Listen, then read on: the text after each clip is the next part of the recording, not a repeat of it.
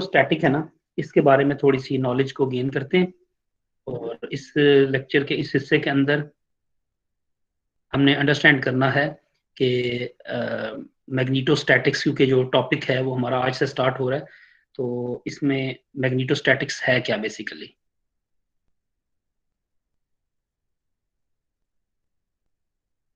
ये बेसिकली दो वर्ड्स हैं, मैग्नीटो मींस मैग्नेटिक फील्ड, जिसको हम नॉर्मली बी कहते हैं, और स्टैटिक मीन एट रेस्ट। अब मैग्नेटिक फील्ड एट रेस्ट का क्या मतलब बनता है, ये हमने अंडरस्टैंड करना है। बेसिकली तो आपको बताया कि मैग्नेटिक फील्ड की जो बेसिक्स है ना, वो ये थी कि जब भी आप, या तो अब आपके पास कोई मैग्नेट हो, परमानेंट मैग्नेट हो, तो उसके दो नॉर्थ और साउथ पोल बनते थे। नॉर्थ और साउथ पोल की वजह से हम उसको एक मैग्नेटिक फील्ड में लेके आते थे, जैसे एक बार मैग्नेट होता है। लेकिन यहां पर जो मैग्नेटिक फील्ड जो इसमें बात करेंगे ना, वो हम करते हैं बेसिकली करंट कैरिंग कंडक्टर से। ठीक है जी। करंट कैरिंग कंडक्टर क्या है?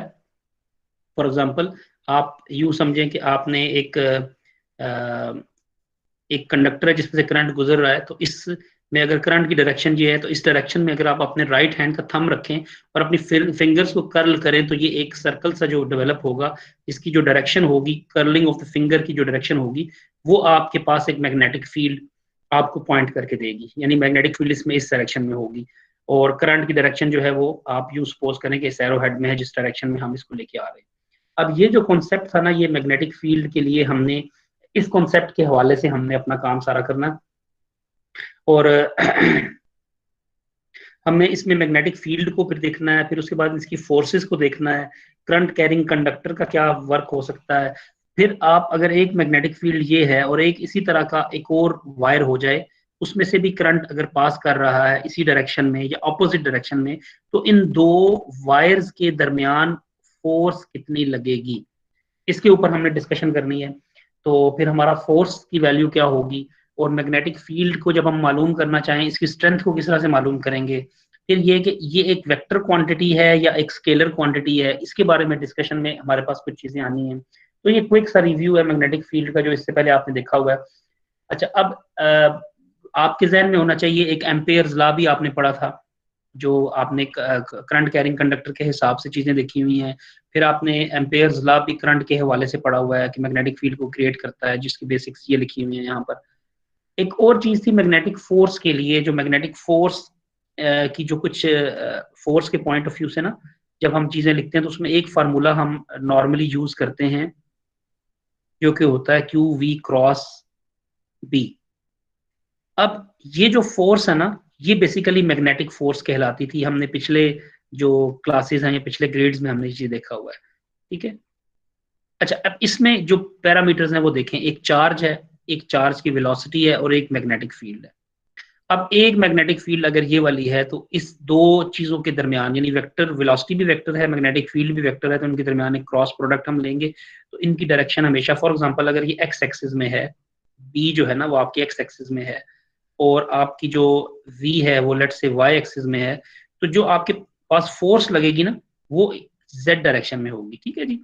तो ये एक कॉन्सेप्ट यहाँ से हमें मिलता है, ये क्रॉस प्रोडक्ट है। तो क्रॉस प्रोडक्ट में हमेशा दो वेक्टर्स जब एक दूसरे का क्रॉस प्रोडक्ट करते हैं, तो उनका प्रोडक्ट जो है ना, वो एक तीसरा वेक्टर आता है जिसकी डायरेक्शन अदर देन एक्स और वाई होगी या वाई जेड होगी। तो इसको हम इस तरीके कार से मालूम कर सकते हैं, तो ये क्रॉस प्रोडक्ट के हवाले से। अब यहाँ पर ये फोर्स सिर्फ इस एक चार्ज के ऊपर है, एक और फोर्स भी हमने पड़ी हुई है जो कि हम बाद में देखेंगे आगे, वो होती है करंट के हिसाब से, जो कि पूरा पूरा कंडक्टर के ऊपर अप्लाई करता है। इसमें length of the conductor L, magnetic field जो हम ऊपर देख रहे हैं, और ये करंट जो है ये उस कंडक्टर में से गुजरने वाला करंट, तो इसके ऊपर लगने वाली ये फोर्स होती है। पर अभी हम इस फार्मूले को चेक कर रहे हैं, तो इस फार्मूले के अंदर जब हम इसको लगाते हैं, तो इस फार्मूले में हम ये देखते हैं कि चार्ज मैग्नेटिक फील्ड में किस तरह से मूव करेगा। अच्छा, एक और छोटा सा कॉन्सेप्ट आपने पहले भी देखा होगा, अगर किसी जगह पर आपके पास इलेक्ट्रिक फील्ड और मैग्नेटिक फील्ड दोनों इकट्ठी किसी चार्ज पार्टिकल पर लगे, तो आपके पास जो फोर्स होगा that is the combination of electric field and the combination of magnetic field. तो इन दोनों को जब हम कंबाइन करेंगे, इसमें से Q को कॉमन ले लें, तो आपके पास कुछ ये वाला फार्मूला बनता है, E plus V cross B। ये जो फार्मूला है इसको हम फिर कहते हैं लॉरेंट्ज फोर्स, जिसपे आपने वो E/m रेशो वाला एक्सपेरिमेंट भी मॉडर्न फिजिक्स में किया होगा। उसमें इसी फोर्स को हम इक्विलिब्रियम में इसकी वैल्यू 0 पुट करके यहाँ से E और B से, और फिर इससे वेलोसिटी सेलेक्टर और बहुत सारी और चीजों को भी हम मालूम कर सकते हैं। तो दोनों फोर्सेस का साइमल्टेनियसली एक चार्ज पार्टिकल पे लगना, यानी इलेक्ट्रिक फील्ड का भी और मैग्नेटिक फील्ड का भी, तो इनकी वजह से कंबाइंड इफेक्ट जो है वो हमारे पास एक लॉरेंट्ज फोर्स की फॉर्म में आ जाता है।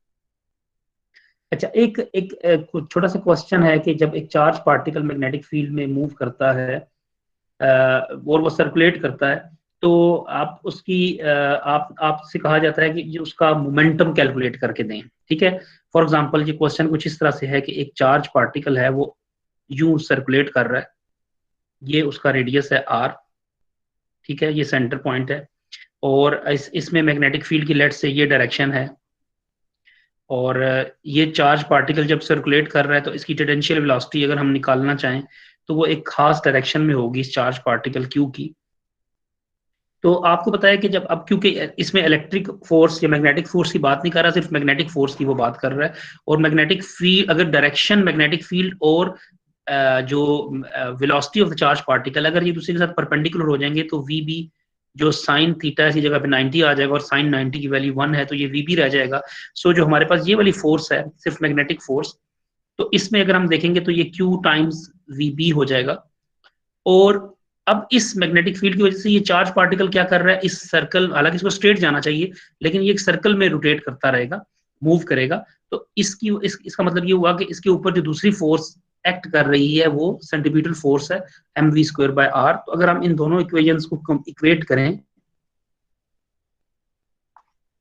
तो यहां से ये कुछ इसकी जो सिलेक्शन करने के बाद आपको पता चलेगा कि जो आपके पास m और v क्या चीज बनता है, दैट इज कॉल्ड मोमेंटम। तो ये r इधर मल्टीप्लाई हो जाएगा, that is Q times b into r। तो ये इसका जो मोमेंटम है ना वो रेडियस के ऊपर डिपेंड करेगा और स्ट्रेंथ ऑफ मैग्नेटिक फील्ड के ऊपर डिपेंड करेगा। तो इस तरीका से आप मोमेंटम भी निकाल सकते हैं, और इसी चीज को हम फिर बाद में साइक्लोट्रॉन मोशन कहते हैं, जो कि ये हाई एनर्जी पार्टिकल्स के लिए हम कैलकुलेट करते हैं मोमेंटम वगैरह के पॉइंट ऑफ व्यू से।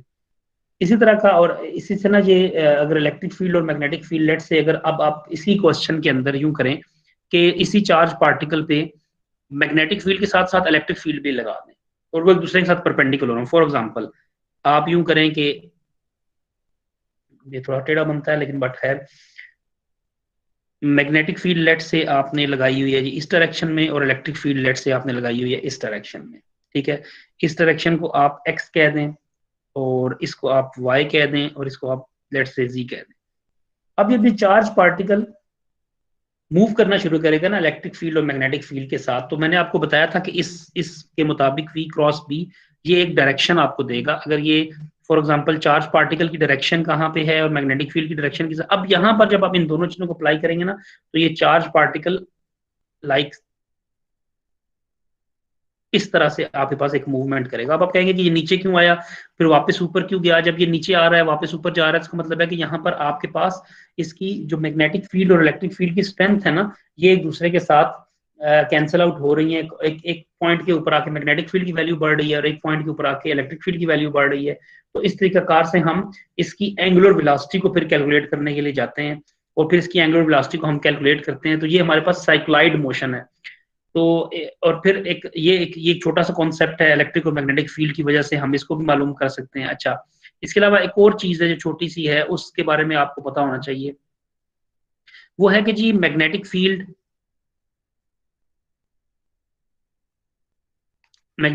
जो है ना, ये वर्क डन नहीं करती। कहते हैं जी मैग्नेटिक फील्ड वर्क डन नहीं करती। तो इसके वर्क डन ना करने की वजह क्या होती है, क्योंकि वर्क डन का अगर आप फार्मूला देखें ना तो F.D होता है ना, मैग्नेटिक फोर्स। अब अगर आप फोर्स तो है, मैग्नेटिक फोर्स तो आपके पास है QVB साइन ऑफ थीटा, ये फोर्स तो आपके पास एग्जिस्ट करती है।